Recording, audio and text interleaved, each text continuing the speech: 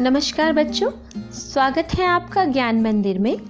आज मैं आपको कक्षा 7वीं के पाठ 10 अपूर्व अनुभव का अध्ययन कराऊंगी। अपूर्व अनुभव, इस पाठ में अपने अनुभव के बारे में बताया गया है। आइए इस पाठ का सारांश जानते हैं। यह कथा मूलतः जापानी भाषा में लिखा गया एक संस्मरण है। यह जो कथा है वो मूल रूप से जापानी भाषा में लिखी गई है, परंतु हिंदी में इसका अनुवाद किया गया है। इसमें तोमोए में पढ़ने वाले 2 बच्चों के विषय में बताया गया है। यहाँ हर एक बच्चा एक एक पेड़ को अपने खुद के चढ़ने का पेड़ मानता है।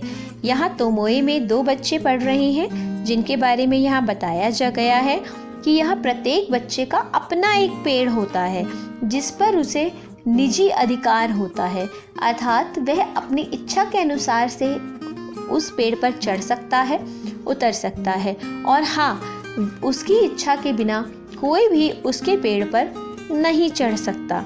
यहाँ हर एक बच्चा एक एक पेड़ को अपने खुद के चढ़ने का पेड़ मानता है। वह उनकी निजी संपत्ति है। निजी संपत्ति का अर्थ होता है प्राइवेट प्रॉपर्टी, अर्थात उस पेड़ पर उसी बच्चे का अधिकार होता है। यहाँ किसी और को आना हो तो बड़ी शिष्टता से पूछना होता था, क्या मैं अंदर आ जाऊं? यदि किसी को आना होता था उस पेड़ पर तो पहले उसे आज्ञा लेनी पड़ती थी।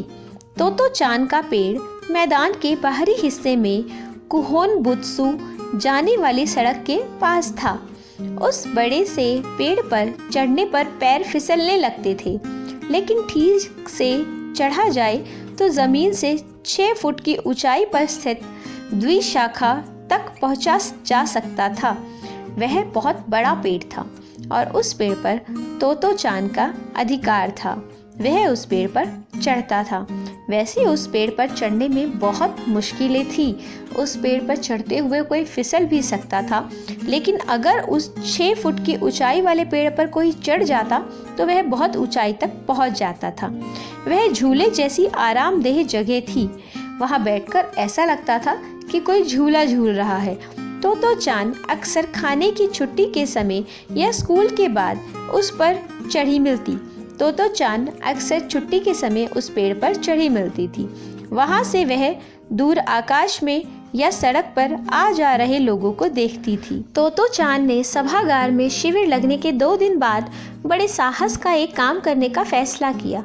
उसने यासुकी चान को अपने पेड़ पर आने का न्योता दिया। वैसे वहाँ जो पेड़ जिसके निजी संपत्ति होते थे वही उस पेड़ पर चढ़ सकते थे, परंतु तोतो चान ने यासुकी चान को पेड़ पर आने का न्योता दिया। उसे पोलियो था। यासुकी चान को पोलियो था। वह किसी पेड़ को अपना नहीं मानता था, क्योंकि पेड़ पर चढ़ना उसके लिए असंभव था। आप सभी जानते हैं पोलियो में पैर खराब हो जाते हैं। ऐसी स्थिति पर पेड़ पर चढ़ना तो असंभव कार्य था, लेकिन तोतो चान ने यासुकी चान को कहा कि तुम मेरे पेड़ पर चढ़ सकती हो, और उसकी मदद भी की। तोतो चान और यासुकी चान के इस कार्यक्रम का पता दोनों में से किसी के माता पिता को नहीं था। यदि उन्हें पता भी होता तो उन दोनों को डांट पड़ती। तोतो चान ने घर से निकलते समय माँ से झूठ कहा कि यासुकी चान के घर जा रही है। यही कारण था उसने माँ की नज़रों में नहीं देखा। तोतो चान झूठ बोलकर गई कि वह यासुकी चान के घर जा रही है, क्योंकि अगर वह सच बोलती तो उनकी माँ उन्हें नहीं जाने देती। वह अपने जूते के फीते पर निगाहें गड़ाए रही। रॉकी उसे छोड़ने स्टेशन तक गया तो आखिरकार उसने उसे बता ही दिया कि वह क्या करने जा रही है। स्कूल पहुंचने पर मैदान में उसे यासुकी चान मिला। दोनों बहुत ही अधिक उत्तेजित थे, बहुत एक्साइटेड थे। एक दूसरे से मिलकर वे हंस पड़े। तोतो चान उसे अपने पेड़ के पास ले गई। वहां वह चौकीदार के यहाँ से एक सीढ़ी उठाकर लाई, उसे तने के सहारे से लगाकर द्विशाखा पर पहुंचाया। अब तोतो चान ने यासुकी चान को चढ़ाने का तरीका ढूंढा। वह चौकीदार के यहाँ से सीढ़ी लाई और पेड़ के सहारे लगा दिया। स्वयं कुर्सी के सहारे ऊपर चढ़कर उसने सीढ़ी पकड़ ली और यासुकी चान को ऊपर चढ़ने के लिए कहा, लेकिन यासुकी चान के हाथ पैर इतने कमजोर थे कि वह पहली सीढ़ी पर भी बिना सहारे के नहीं चढ़ पाया। क्योंकि यासुकी चान के हाथ पैर कमजोर थे इसलिए वह नहीं चढ़ पा रहा था। लेकिन तोतो चान ने इसके बाद भी हार नहीं मानी। तोतो चान नीचे उतर आई और उसे पीछे से धकियाने लगी, अर्थात धक्का देने लगी। लेकिन वह स्वयं इतनी छोटी थी कि क्या करती। दोनों निराश हो गए। अचानक तोतो चान को एक बात सूझी, एक आइडिया आया। वह फिर चौकीदार के छप्पर की ओर दौड़ी और वहां से तिपाई सीढ़ी घसीट लाई। पसीने से लथपथ उसने तिपाई सीढ़ी को द्विशाखा से लगा दिया और यासुकी चान को सहारा देकर धीरे धीरे सीढ़ी पर चढ़ाया। दोनों जान ना पाए कि यासुकी चान को ऊपर चढ़ने में कितना समय लगा। अब जब वह एक साधारण सीढ़ी से नहीं चढ़ पाया तो तोतो चान तिपाही सीढ़ी ले आई और तिपाही सीढ़ी की मदद से उसने उसे ऊपर चढ़ाना शुरू किया। दोनों को पता ही नहीं लगा कि उन्हें कितना समय ऊपर चढ़ने में लगा। यासुकी चान सीढ़ी के ऊपर तो पहुंच गया और तोतो चान सीढ़ी से छलांग मारकर पेड़ पर पहुंच गई। लेकिन यासुकी चान को वहां से सीढ़ी पर लाना बहुत मुश्किल हो गया। दोनों को अपनी सारी मेहनत बेकार लगने लगी। तोतो चान का रोने का मन होने लगा, लेकिन वह रोई नहीं। उसने यासुकी चान को लेट जाने को कहा और उसका पोलियो वाला हाथ पकड़कर उसे द्विशाखा पर खींचने की कोशिश करने लगी। उस समय अगर कोई बड़ा उन दोनों को देखता तो ज़रूर चीख पड़ता। तो वह पेड़ पर चढ़कर यासुकी चान का हाथ खींचने लगी कि वह उसको किसी तरह पेड़ पर खींच लेगी। दोनों बहुत खतरा उठा रहे थे। काफ़ी मेहनत के बाद दोनों आमने सामने द्विशाखा पर बैठ गए। दोनों पेड़ के ऊपर चढ़ गए और बैठ गए। पसीने से लथपथ तोतो चान ने सम्मान से यासुकी चान को अपने पेड़ पर स्वागत किया और बिठाया। यासुकी चान ने झिझकते हुए मुस्कुराकर पूछा, क्या मैं अंदर आ सकता हूँ? उस दिन यासुकी चान को एक नई दुनिया की झलक दिखाई दी।